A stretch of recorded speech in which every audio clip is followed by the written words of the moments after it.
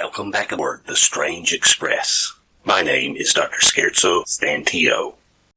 On today's journey, we will wrap up our story of the vampire. If you've not seen parts 1 and 2, you may want to go back and watch those videos first. Otherwise, we will shortly be on our way, as I believe I just heard the engineer get the signal.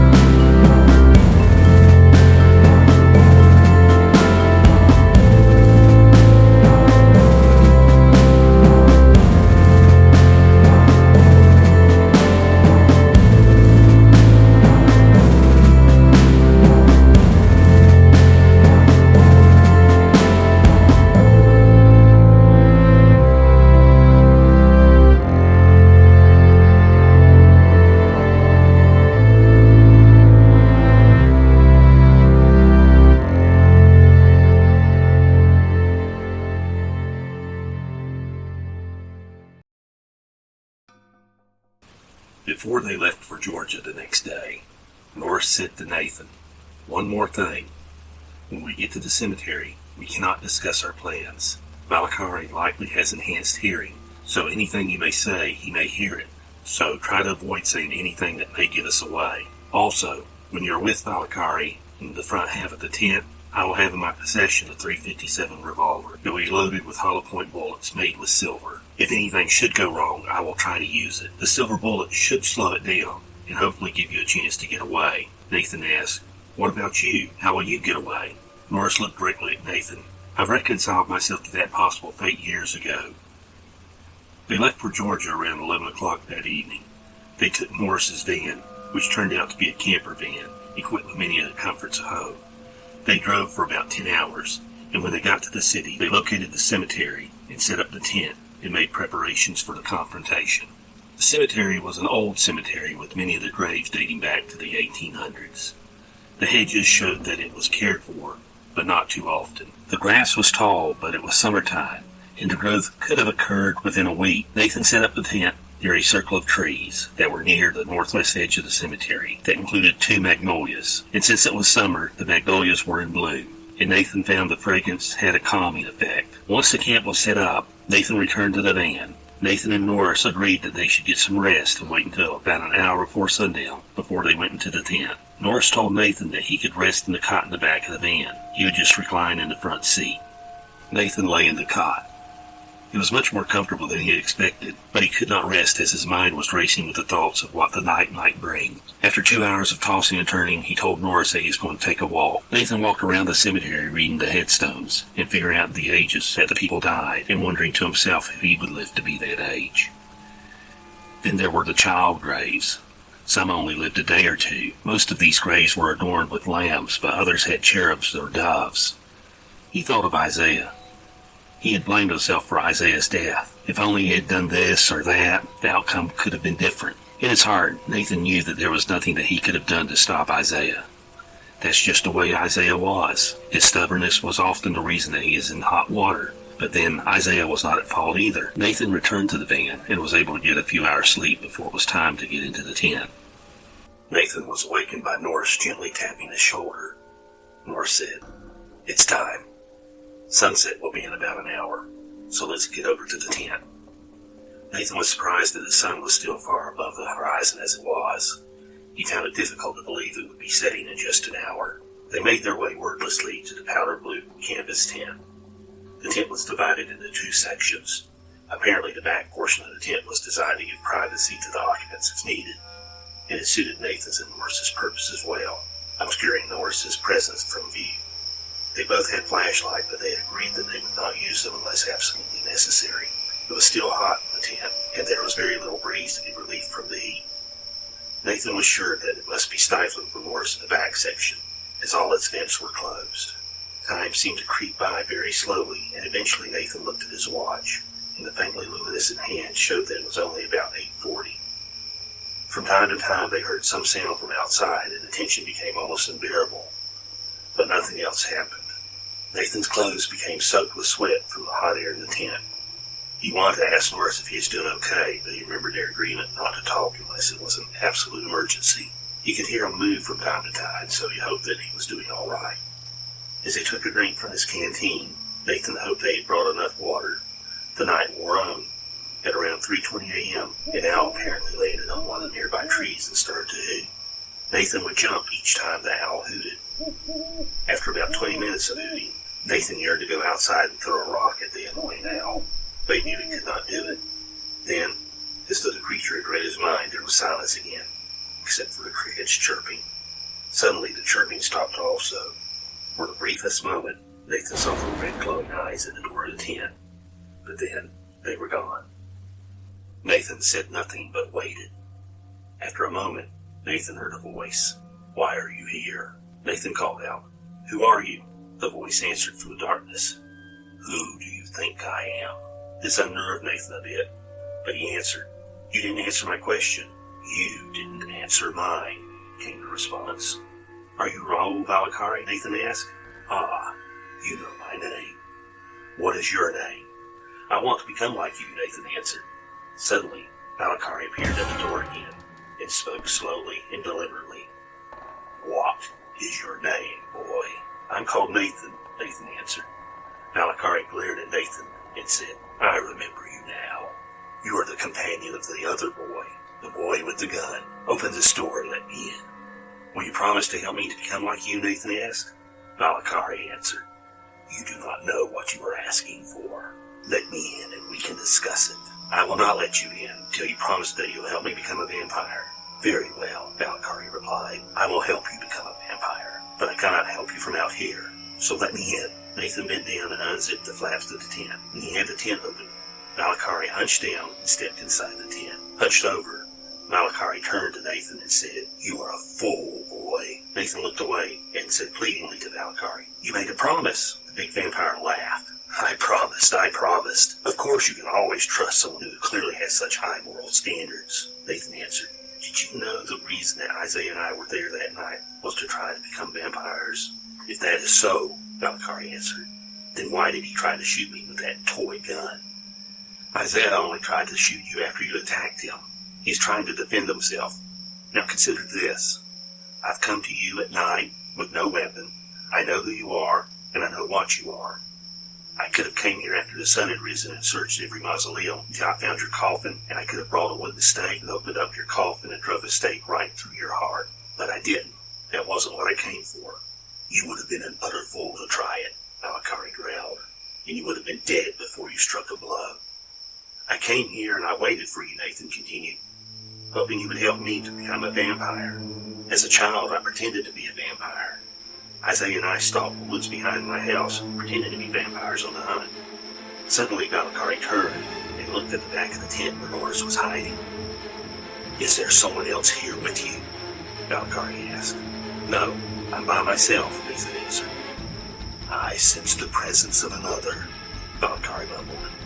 If you are deceiving me, you and your companions will die slowly and painfully. Nathan tried to distract Valacari from the place where Norris was hiding, and he hoped that the fragrance of the magnolias would cloud Valacari's superior sense of smell. Nathan continued, There was a time that I did want to kill you. It was after you murdered Isaiah. I was angry and I hated you for months. But then the routine of life took over with all its boredom, and again I began to crave the excitement of being a vampire. And it was then that I realized that you were my best hope for fulfilling that dream. Valacari turned away from where he was looking at the back of the tent and looked directly at Nathan. Nathan could see the red glowing eyes of Valacari staring directly at him, just out of the corner of his eye. And he immediately looked in the other direction. Look at me, boy, Valacari said. Nathan acted like he did not hear him, and said, Yes, instead of coming here with a wood stake and a mallet, I came here with a plea to change me into a vampire and to offer you a token of friendship, or peace offering, if you prefer. Nathan hoped he had given Norris enough time to do what he needed to evoke the magic of the chest of souls, as he was quickly running out of conversation. Valacari repeated his previous order, but this time in a more threatening manner. Look at me, boy. Quickly running out of options, Nathan said, I wish you would take a look at the present that I brought you. The man that I got it from said that there are only 3 of them in the world, and if you really like it, and I think you will, I believe I can get a second one for you. It was quiet, and Nathan was not sure what was happening. So he continued, You see, I found this guy in an antique shop, but I found out that he also deals in occult items too, when I asked him if he had anything that was occult. He told me that it would enhance your power. Valacari then spoke to Nathan, and Nathan could tell from the sound of his voice that he'd moved back close to the chest of souls. Did you tell the man about me? Nathan replied. Are you crazy? I wouldn't tell anyone about you. I just told him that I was looking for a gift for a friend that was into the occult. Valacari said, It seems that... But he never finished the sentence.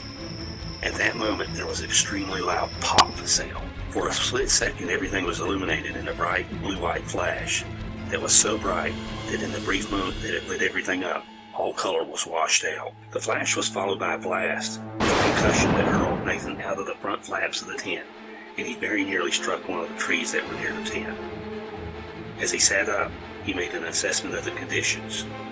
He felt a sharp pain in his left arm. There was a small fire burning where the tent had been standing, but most of the tent was gone. Nathan pulled his flashlight out of his pocket and managed to get up and go over to the place where the tent had been. He saw Norris and ran over to where he was lying on the ground. Nathan knelt beside him. Norris, are you okay? Norris's eyes opened. Nathan noticed he looked even older, almost ancient.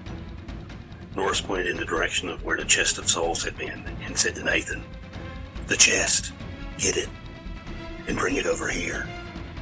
Nathan went over and extricated the chest from the charred pieces of cardboard that it occupied and carried it over to Norris. Norris began examining the chest. Finally he said, We did it, Nathan. We really did it. Nathan asked, How do we know for sure? Norris was pointing his finger at what appeared to be a knot in the wood on the chest of souls. Nathan's focus had not been on what Norris was pointing at, but that all the hair on Norris's arm and finger had been singed. This caused him to look at his left arm, and he saw that the hair on his arm had been singed too. Nathan, I don't have much time. When the authorities arrive, just tell them that we were camping out and that lightning struck. You may still have some trouble for camping out in the cemetery, But if you tell him what really happened, it will ruin your life. Nathan answered, Norris, why are you talking like you're about to die? You're not going to die. Norris's voice was weak, and he spoke in almost a whisper. Nathan, look at me closely. You can see the changes that I've undergone. The process began the moment I set things in motion with the Chest of Souls. The magic to use the Chest of Souls required much from me.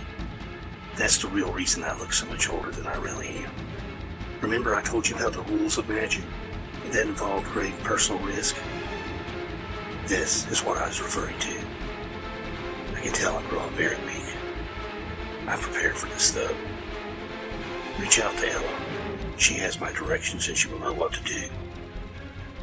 I'm sorry that our friendship has been so brief. Take care, my friend. Goodbye. And with those final words, Norris Hunter laid his head down and closed his eyes. Nathan started to grab his hand that he had extended to point at a knot on the Chest of Souls in order to check his pulse. He lifted his arm from the chest and checked, but there was no pulse to be found. It was only then that Nathan noticed it. The knots that were tattooed on the Chest of Soul were actually small, caricature-like faces. All of them seemed to be in anguish or pain, and the one that Norris had tried to point to was clearly the face of Raul Valacari, contorted in both anger and pain. But there could be no mistake. It was his face, mouth open, fangs showing, and what appeared to be a scream. That's too bad. I was just starting to like that vampire, but I guess that's my fate. The only vampire I've ever really liked was the one on Sesame Street. As far as I'm concerned, he's the only one who really counts. Now, it's time for Doc's Poetry Corner. We call it, yes, it's bad, but it could be verse. Once a green vampire known as Ace, when asked about the smile on his face, quipped, I must be expositive. When I'm at a bar for a drink, I say with a wink, I crave always be positive. Have I told you the one about the guy that every time he told a bad joke, a part of his body disappeared? Oh well, I guess I better quit while I'm still ahead. Well now, the conductor's just stepped into our car and it seems he's giving me a signal that we're approaching my stop. I guess that is what he means by holding his fingers that way. I presume we're only 1 minute away. So, I bid you farewell until next time. Thank you very much for watching. And don't take any wooden vampires.